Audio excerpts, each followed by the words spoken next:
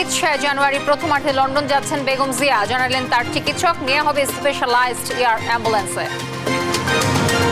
শুধু নির্বাচন কিংবা ভোটের জন্য এত মানুষ জীবন দেয়নি বলেন স্থানীয় সরকার উপদেষ্টা। জনবান্ধব সরকারি প্রতিষ্ঠান গড়ার প্রত্যয়। ছাত্র জনতার বিপ্লবের মূল ভিত্তি রাজনৈতিক দলগুলোর দীর্ঘ আন্দোলন বলছে বিএনপি। দল নয়, আওয়ামী দোসরদের নিয়ে সতর্ক থাকার আহ্বান। বকেয়া বেতন ও দুর্ব্যবহারের জেরে চাঁদপুরের জাহাজের 7 খুন গ্রেফতার আকাশের স্বীকারোক্তি। জিজ্ঞাসাবাদে 7 দিনের রিমান্ড মঞ্জুর।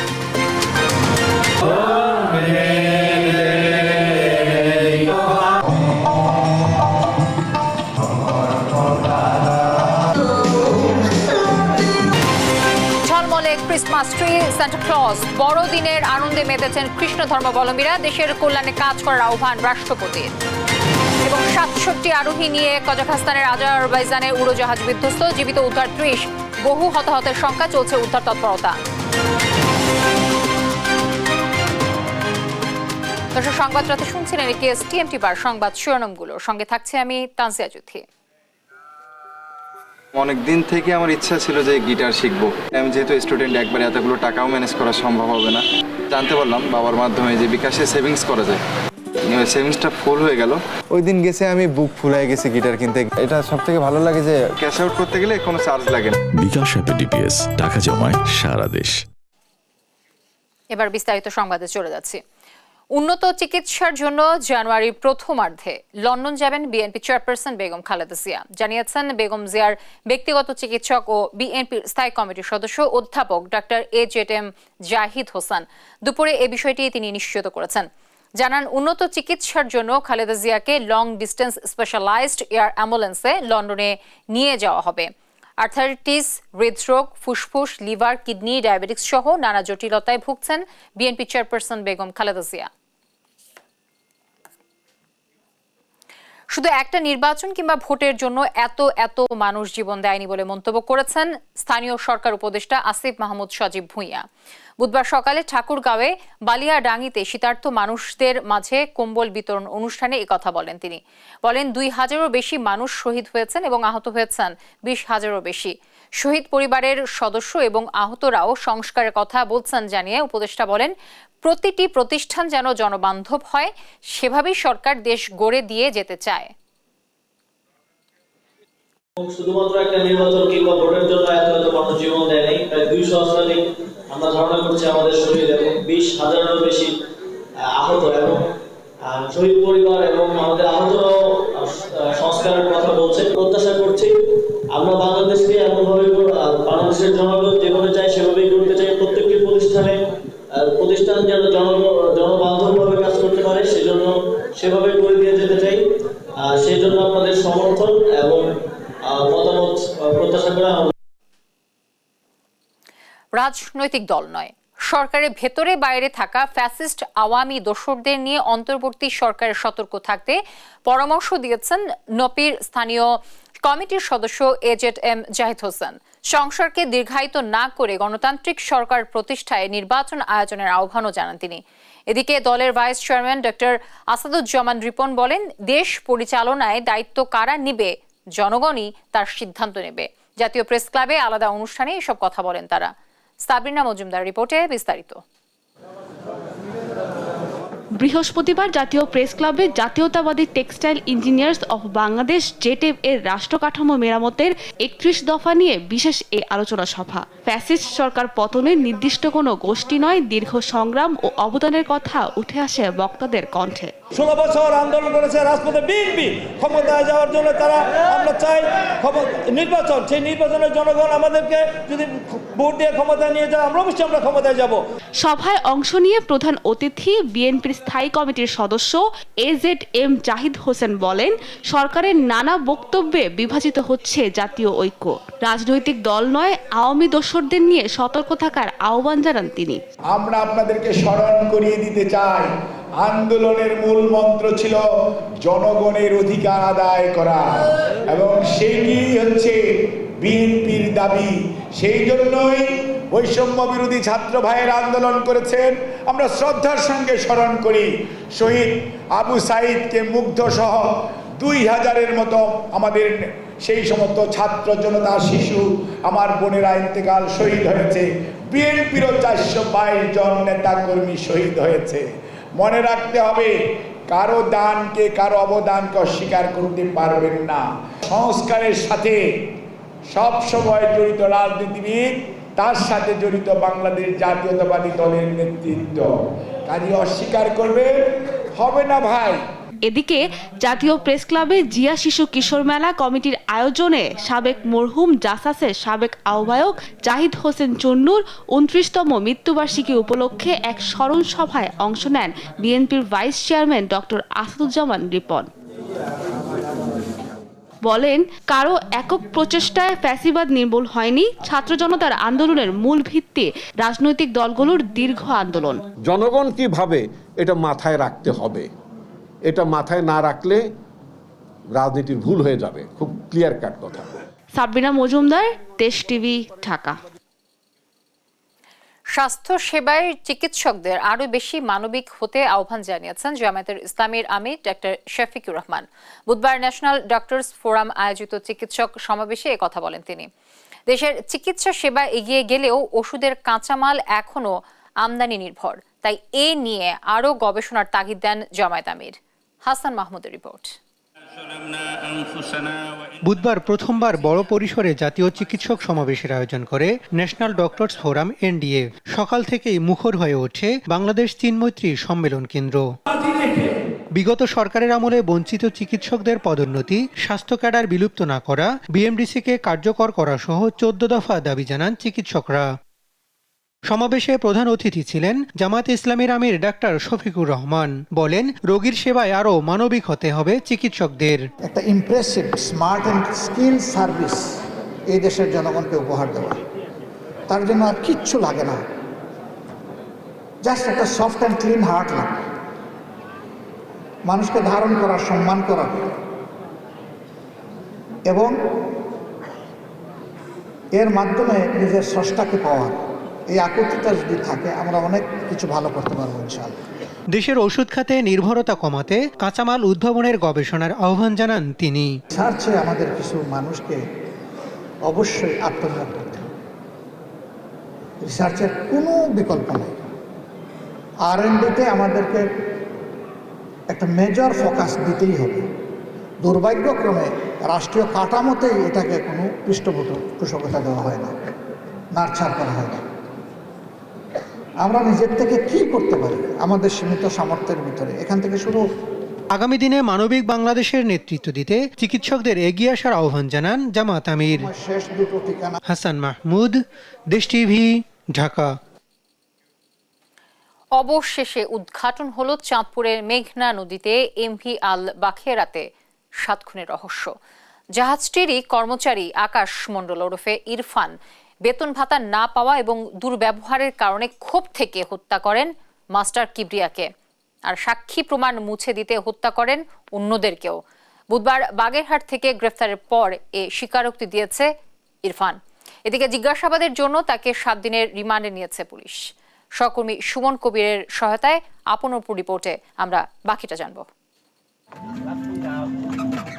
চাঁদপুরের মেঘনায় আল বাখেরা জাহাজে 7 খুনের ঘটনায় চাঞ্চল্য ছড়িয়ে পড়ে সারা দেশে। শুরুতে কুল কিনারা না পেলেও নড়ে চড়ে বসে আইনশৃঙ্খলা বাহিনী।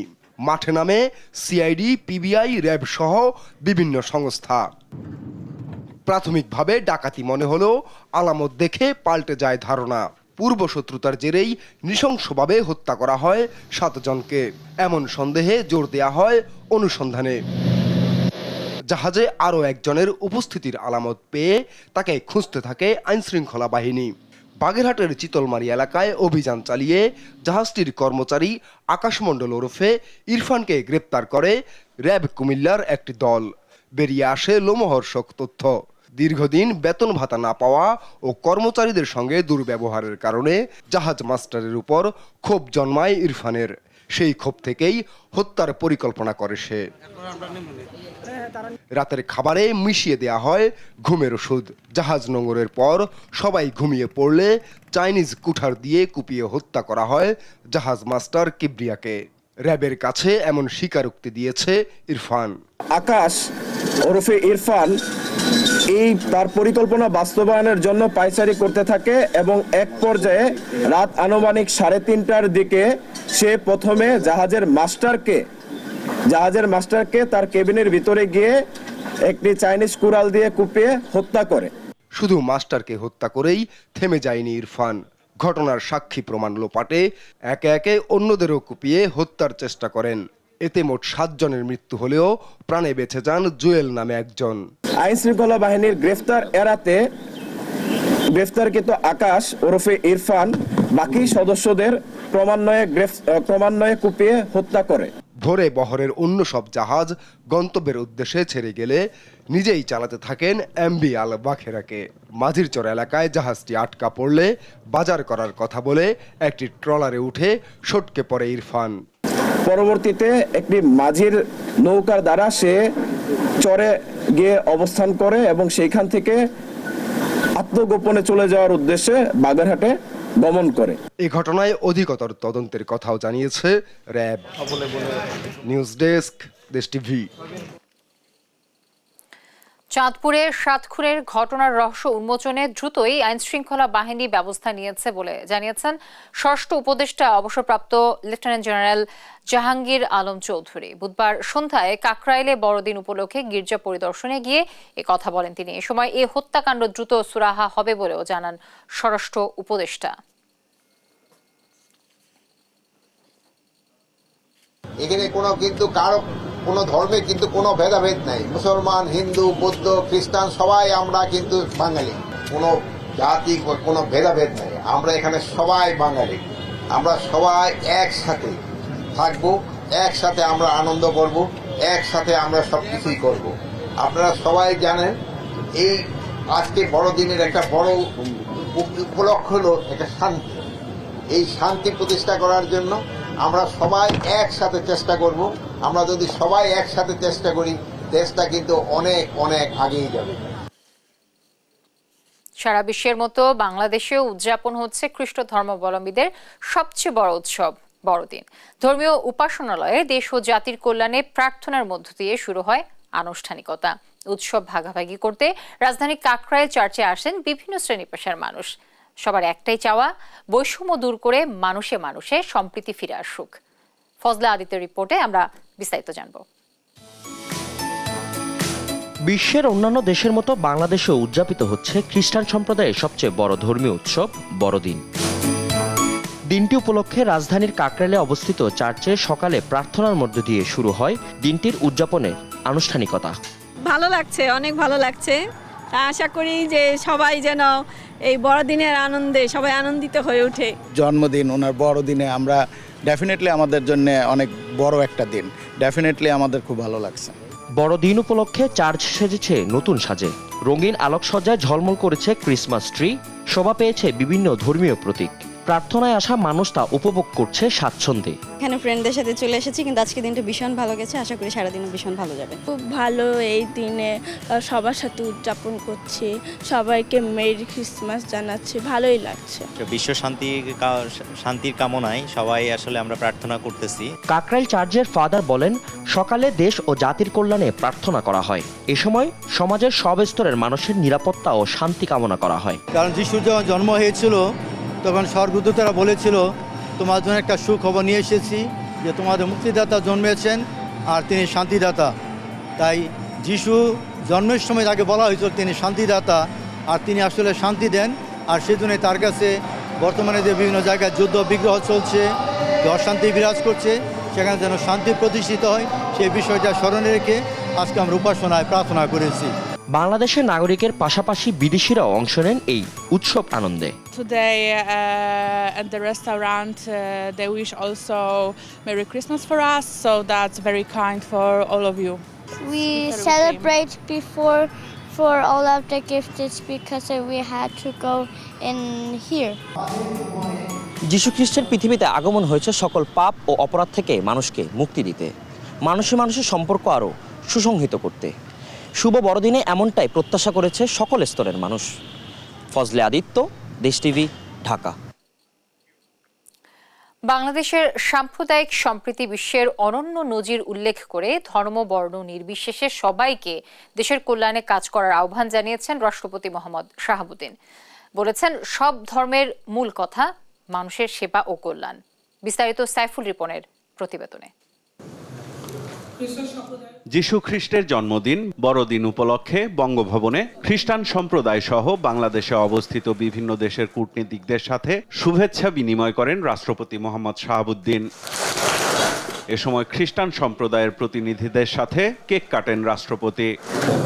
আমন্ত্রিত অতিথিদের উদ্দেশ্যে দেয়া বক্তব্যে রাষ্ট্রপতি বলেন, যীশু খ্রিস্টের শিক্ষা জীবনের চলার পথে প্রতিষ্ঠিত করতে পারলে শান্তি প্রতিষ্ঠার পথ সুগম হবে। বর্তমান বিশ্ব প্রেক্ষাপটে বিভিন্ন জাতিগোষ্ঠীর মধ্যে সম্প্রীতি ও ঐক্য স্থাপন সহ যুদ্ধ বিগ্রহপূর্ণ বিশ্বে শান্তি প্রতিষ্ঠায় যীশু খ্রিস্টের শিক্ষা ও আদর্শ ফলপ্রসূ অবদান রাখতে পারে বলে আমি মনে করি। জাতি ধর্ম বর্ণ নির্বিশেষে সবার প্রচেষ্টায় আধুনিক উন্নত বাংলাদেশ গড়ে উঠবে বলেও প্রত্যাশার কথা জানান রাষ্ট্রপতি। বাংলাদেশ সাম্প্রদায়িক সম্প্রীতির দেশ এবং এটা বিশ্বে একটি অনন্য উদাহরণ। এদেশের সকল ধর্মের মানুষ নিজ নিজ ধর্ম ও আচার অনুষ্ঠানাদি স্বাধীনভাবে ও আনন্দঘন পরিবেশে আবহমান কাল থেকেই পালন করে আসছে। একটি বৈষম্য ও দুর্নীতিমুক্ত এবং ন্যায়ভিত্তিক রাষ্ট্র প্রতিষ্ঠায় সাম্প্রদায়িক সম্প্রীতির বন্ধনকে আরও মজবুত করতে হবে। সাইফুল রিপন, দেশ টিভি, ঢাকা। সাবেক রাষ্ট্রপতি যে পরিমাণ হত্যা মামলার আসামিকে ক্ষমা করেছেন তা ইতিহাসে নেই বলে মন্তব্য করেছেন বাণিজ্য উপদেষ্টা শেখ বশির উদ্দিন। মঙ্গলবার চট্টগ্রামে শিল্প ও বাণিজ্য খাতের চ্যালেঞ্জ ও সম্ভাবনা বিষয়ক এক মতবিনিময় সভায় একথা বলেন তিনি। উপদেষ্টা বলেন, গত সরকারের রাজনীতিবিদ, আমলা, বিচারক, বিভিন্ন বাহিনী একটি দুর্নীতির জোট তৈরি করেছিল। শুধুমাত্র রাষ্ট্রপতি যে পরিমাণ হত্যা মামলার আসামি ক্ষমা করেছেন তা ইতিহাসে নেই। 24-এর শহীদদের মর্যাদা দিতে দেশের সব শিল্প খাতের সেক্টর ধরে সংস্কার করা হবে বলেও জানান তিনি।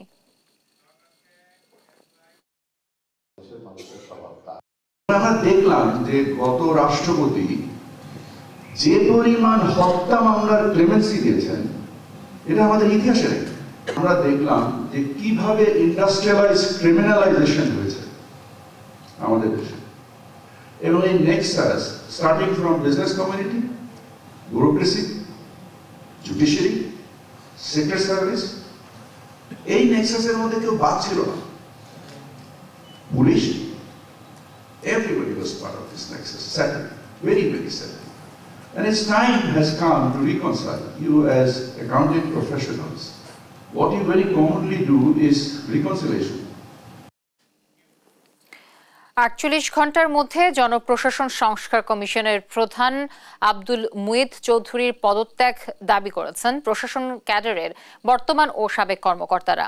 এছাড়া কমিশনের যে কোনো অযাচিত সুপারিশের বিরুদ্ধে কঠোর কর্মসূচি দেওয়ারও হুঁশিয়ারি দেন তারা। বুধবার রাজধানীর বিয়াম ফাউন্ডেশন মিলনায়তনে প্রশাসন ক্যাডারের সাবেক ও বর্তমান কর্মকর্তারা যৌথ প্রতিবাদ সভা করেন। এ সময় তারা জানান, উচ্চ আদালতের একটি মীমাংসিত বিষয়ে উপসচিব পদে অন্যান্য ক্যাডারদের জন্য 50% কোটা রাখতে সুপারিশের প্রস্তাব সম্পূর্ণ অনাকাঙ্ক্ষিত। সহকারী কমিশনার থেকে শুরু করে সচিব পর্যন্ত পদগুলোর সমন্বয়ে বাংলাদেশ অ্যাডমিনিস্ট্রেটিভ সার্ভিস প্রতিষ্ঠার দাবি জানান তারা।